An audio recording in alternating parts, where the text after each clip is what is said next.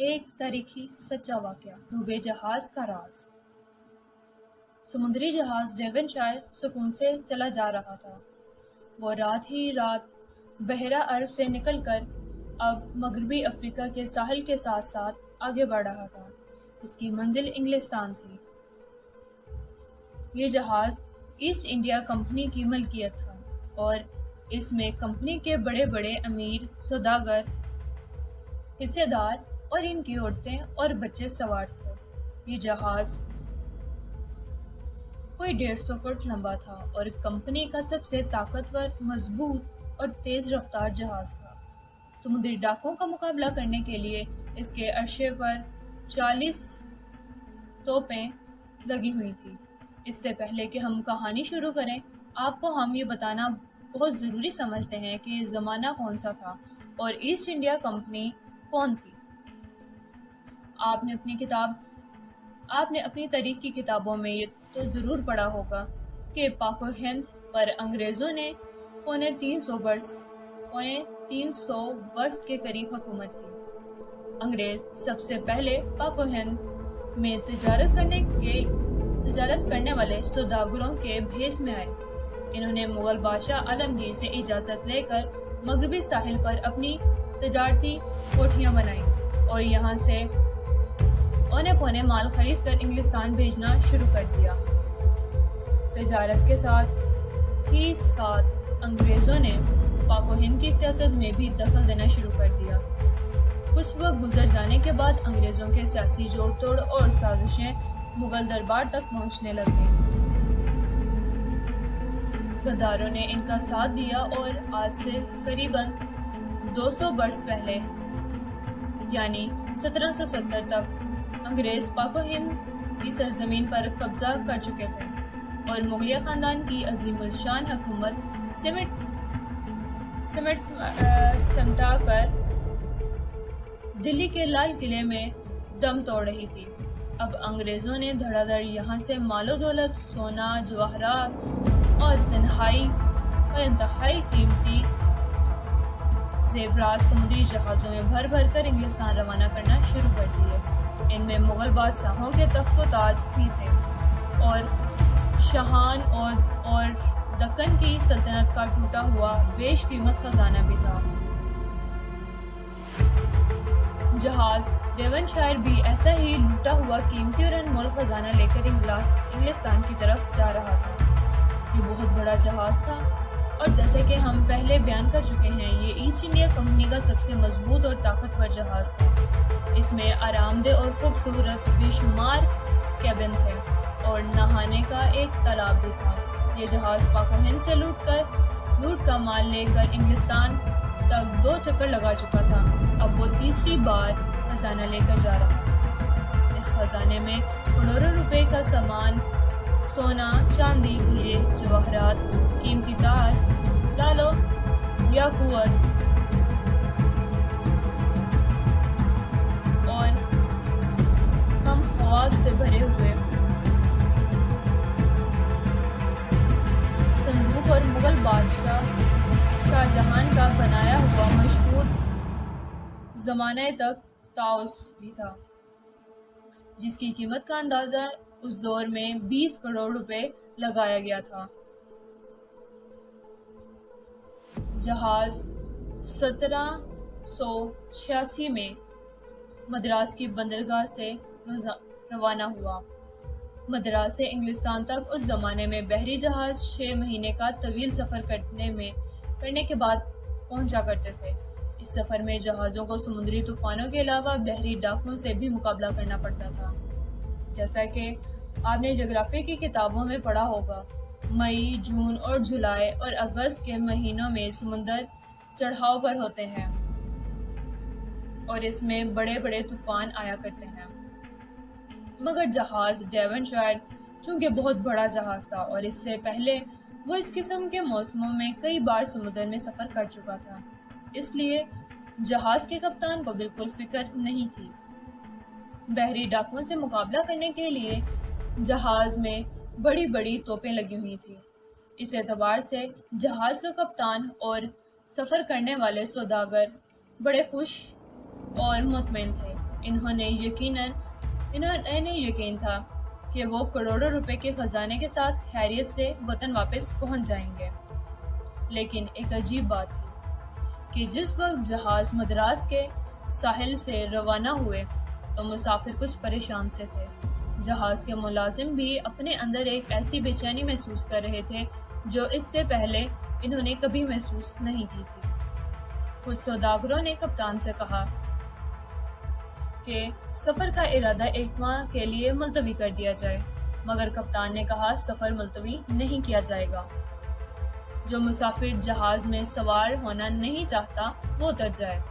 اس دو ٹوک جواب سے مسافر خاموش ہو گئے اور پھر یہ سوچ کر مطمئن سے ہو گئے کہ جہاز بہت بڑا ہے، کئی بار انگلستان کا چکر لگا بھی چکا ہے اور جہاز کا کپتان بھی تجربہ کار ہے۔ جہاز کے کپتان کا نام جانسن تھا۔ وہ ادھیڑ عمر کا، گٹھے ہوئے جسم کا ایک مضبوط آدمی تھا۔ اس کی داڑھی بھوری اور شانے چوڑے تھے۔ بدن موسموں کی مار کھا کھا کر سخت ہو گیا تھا۔ وہ ہنسمکھ، ملنسار اور حوصلہ مند آدمی تھا، لیکن اس کے ساتھ ہی ساتھ وہ اپنے ملازموں کے ساتھ بڑی سختی سے بھی پیش آیا کرتا تھا۔ ذرا سی غفلت بھی برداشت نہیں کر سکتا تھا۔ کسی ملازم سے کوئی غلطی ہو جاتی تو اسے بے دریغ ہنٹروں سے پیٹنے لگتا تھا۔ یہی وجہ تھی کہ اس کا جہاز کا سارا عملہ بڑا فرض شناس، چوکس اور چاقو چوبند تھا۔ جہاز پر بڑی صفائی رہتی تھی، کھانا وقت پر تقسیم ہو جایا کرتا تھا، مسافروں کو نہانے کے لیے تازہ پانی ملتا، کسی مسافر کو ذرا سی بھی تکلیف ہوتی تو فوراً ڈاکٹر پہنچ جاتا اور تکلیف دور کر دی جاتی۔ سارے کا سارا خزانہ جہاز کے نچلے حصے میں لوہے کے ایک کمرے میں بند تھا۔ یہ خزانہ بڑے بڑے صندوقوں میں مقفل تھا، جس پر ہر سوداگر کا نام اور پتہ درج تھا۔ ابھی تک یہ خزانہ انگریزی حکومت کی ملکیت میں نہیں آیا تھا۔ اس کے مالک ایسٹ انڈیا کمپنی کے وہ سوداگر تھے جنہوں نے یہ خزانہ چال بازی، دھوکے بازی اور عیاری سے لوٹا تھا اور جو جہاز پر سفر کر رہے تھے۔ ان کا ارادہ یہ تھا کہ ولایت جا کر یہ خزانہ حکومت کے ہاتھ بھاری رقم کے عوض فروخت کر دیا جائے گا اور اس طرح کروڑوں روپے کما کر باقی عمر آرام و عیش سے بسر کی جائے گی۔ قدرت ان کے ان ارادوں پر مسکرا رہی تھی۔ قدرت کو کچھ اور ہی منظور تھا۔ جہاز کو سفر پر روانہ ہوئے 1 مہینہ گزر گیا تھا۔ کسی کے وہم و گمان میں بھی نہ تھی یہ بات کہ انہیں تھوڑے ہی دنوں بعد کس قدر خوفناک بلاؤں کا سامنا کرنا پڑے گا۔ دن کو جہاز پر ہر طرف بڑی چہل پہل ہوتی۔ عرصے پر مسافر رنگ برنگ کی بڑی بڑی چھتریاں لگا کر ان کے سائے میں آرام کرتے، عورتیں اور بچے ادھر ادھر ٹہلتے پھرتے۔ جہاز کے باورچی خانے میں سینکڑوں مسافروں کے لیے قسم قسم کے کھانے تیار کیے جاتے۔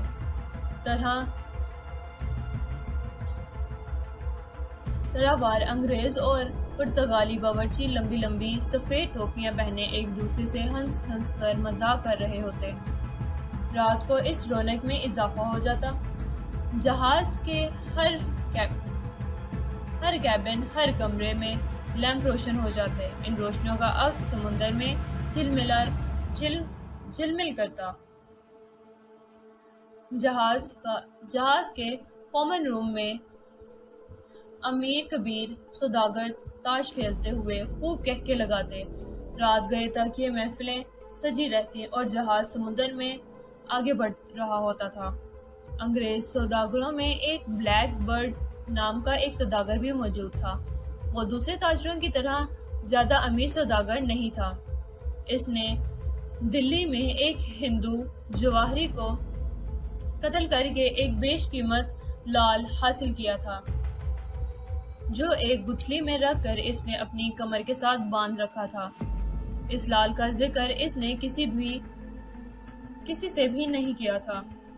وہ بڑے سکون کے ساتھ جہاز کے جنگلے کے ساتھ لگ کر شام کو سمندر میں چلنے والی ہوا سے لطف اٹھاتا اور یہ سوچ کر خوش ہوتا کہ وہ ولایت جا کر وہ اس لال کو کم از کم 1 کروڑ روپے میں فروخت کرے گا۔ اس رقم سے وہ ایک محل خریدے گا جہاں وہ باقی عمر عیش و عشرت میں بسر کر دے گا۔ مسٹر بلیک برڈ کے ساتھ ایک 16-17 سال کا لڑکا بھی تھا جس کا نام ٹام تھا۔ ٹام مسٹر بلیک برڈ کا دور کا رشتہ دار تھا۔ وہ مسٹر بلیک برڈ کا چچا کہا کرتا تھا۔ بلیک برڈ نے اس شرط پر ٹام کا کرایہ ادا کیا تھا کہ وہ ولایت جا کر ساری عمر بلیک برڈ کی خدمت کرے گا۔ ٹام نے حامی بھر لی تھی۔ اصل میں ٹام کا بھی اس دنیا میں کوئی نہیں تھا۔ اس کے ماں باپ بچپن ہی میں مر گئے تھے اور اس نے بلیک برڈ کے پاس ہی پرورش پائی تھی۔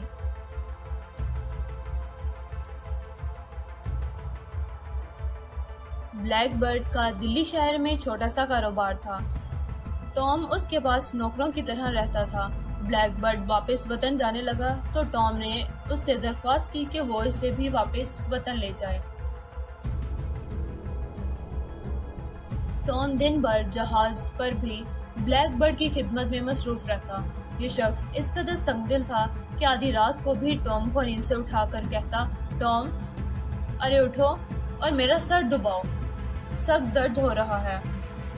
ٹام، ارے اٹھو اور میرا سر دباؤ، سخت درد ہو رہا ہے۔ اور بیچارہ ٹام فوراً اٹھ کر پتھر دل چچا کا سر دبانا شروع کر دیتا۔ ٹام کی ساری عمر خدمت میں گزری تھی۔ اس نے آنکھ کھولی تو اپنی ماں باپ کی خدمت کرتے دیکھا۔ ماں کا انتقال ہوا تو ٹام کی پرورش اس کی خالہ نے اپنے ذمے لے لی، کیونکہ اس کا باپ سال میں 12 مہینے باہر رہتا تھا۔ خالہ کے انتقال کے بعد ٹام چچا بلیک برڈ کے پاس آ گیا اور پھر ایک روز اسے یہ خبر ملی کہ اس کا باپ برازیل کے جنگلوں میں مر گیا ہے۔ ٹام اپنے باپ کو یاد کر کے بہت رویا، مگر صبر کرنے کے سوا وہ کچھ بھی نہیں کر سکتا تھا۔ بلیک برڈ چچا نے ٹام کو ایک زر خرید غلام کی طرح اپنے پاس رکھ لیا تھا اور اس سے ہر طرح کی خدمت لینی شروع کر دی۔ بلیک برڈ یوں تو بڑا خاموش طبع آدمی تھا اور جہاز پر بھی وہ زیادہ کسی سے گھل مل کر بات نہ کرتا، لیکن اندر سے وہ بڑا گہرا اور سازش پرست حاسد آدمی تھا۔ اسے ایک ایک بات کی خبر تھی کہ جہاز پر کس قدر سونا، چاندی، ہیرے، جواہرات لدے ہوئے ہیں اور کون کون سوداگر کیا کیا چیز لوٹ کھسوٹ کر ولایت لے جا رہا ہے۔ اسے یہ بھی معلوم تھا کہ سارے کا سارا خزانہ جہاز کے نچلے حصے میں لوہے کے ایک کمرے میں بند ہے اور اس کی چابی کپتان جانسن کے ذاتی کمرے میں ہوتی ہے۔ جہاز پر سوار ہونے سے پہلے جہاز کے کپتان نے سبھی مسافروں سے ان کی قیمتی چیزیں لے کر اپنے ذمے رکھ لی تھی اور انہیں رسید لکھ کر دے دی تھی، لیکن بلیک برڈ نے اپنے کمر کے ساتھ بندھے ہوئے قیمتی لال کو چھپائے رکھا تھا۔ اس نے کپتان کو بالکل نہیں بتایا تھا کہ وہ 1.5 کروڑ روپے کی مالیت کا قیمتی پتھر چھپائے ہوئے ہے۔ اس کی وجہ صرف یہی تھی کہ بلیک برڈ بے حد کنجوس اور شکی آدمی تھا۔ اسے وہم تھا کہ اگر اس نے قیمتی پتھر کپتان کے حوالے کر دیا تو اسے نقلی پتھر سے بدل دے گا، یعنی اس کے اصلی لال کی جگہ نقلی لال رکھ دے گا۔ اپنا خزانہ تو اس نے اپنے کمر کے ساتھ باندھ رکھا تھا، جس کی سوائے اس کے اور کسی کو خبر نہ تھی، لیکن اس کے ساتھ ہی ساتھ وہ دوسروں کے خزانوں پر بھی بری نظر رکھے ہوئے تھا۔ اس کے دل میں بس ایک ہی خواہش مچل رہی تھی کہ کسی نہ کسی طرح جہاز کے نچلے حصے میں بند خزانے تک پہنچ کر اپنی پسند کی کچھ چیزیں وہاں سے اڑا لے جائے۔ یہ کام کوئی اتنا آسان نہیں تھا، اس لیے خزانہ لوہے کی دیواروں والے کمرے میں بند تھا اور اس کی چابی کپتان کے پاس تھی۔ بلیک برڈ نے کپتان کے ساتھ تعلقات بڑھانے کا فیصلہ کیا۔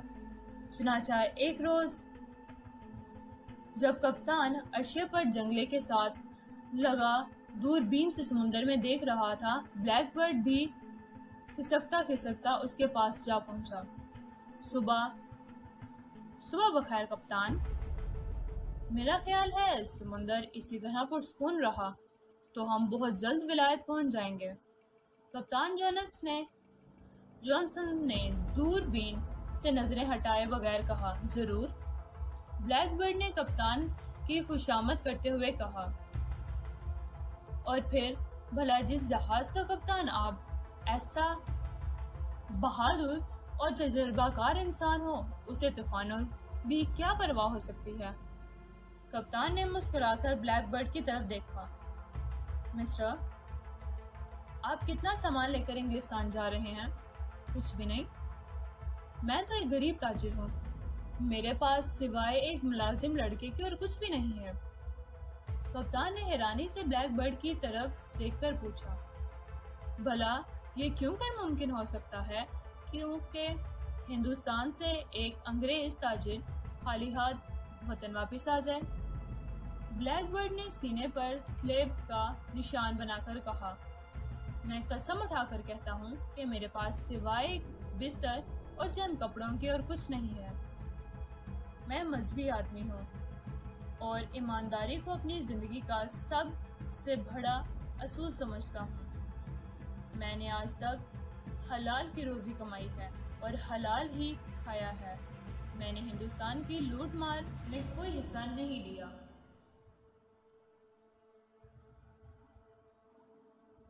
کپتان مسٹر بلیک برڈ کی باتوں سے بڑا متاثر ہوا۔ وہ اپنی جہاز رانی کی زندگی میں پہلے ایماندار انگریز تاجر کو دیکھ رہا تھا، اور پھر مکار بلیک برڈ نے کچھ اس ماہرانہ انداز میں ایماندار آدمی کی اداکاری کی کہ کپتان متاثر ہوئے بغیر رہ ہی نہ سکا۔ اس نے کہا، مسٹر بلیک برڈ، مجھے آپ سے مل کر بہت خوشی ہوئی۔ اگر آپ مناسب سمجھیں تو میرے ساتھ کیبن میں چل کر ایک کپ چائے نوش فرمائیں گے؟ شکریہ، ضرور ضرور۔ بلیک برڈ کو بھلا اور کیا چاہیے تھا، وہ یہی تو چاہتا تھا۔ چنانچہ وہ خوشی خوشی کپتان کے ساتھ چائے پینے اس کے کیبن کی طرف چل پڑا۔ کپتان کا کیبن جہاز ڈیون شائر کا سب سے خوبصورت کیبن تھا۔ دیواروں کے ساتھ قیمتی صوفے لگے تھے، فرش پر شاندار ایرانی قالین بچھا ہوا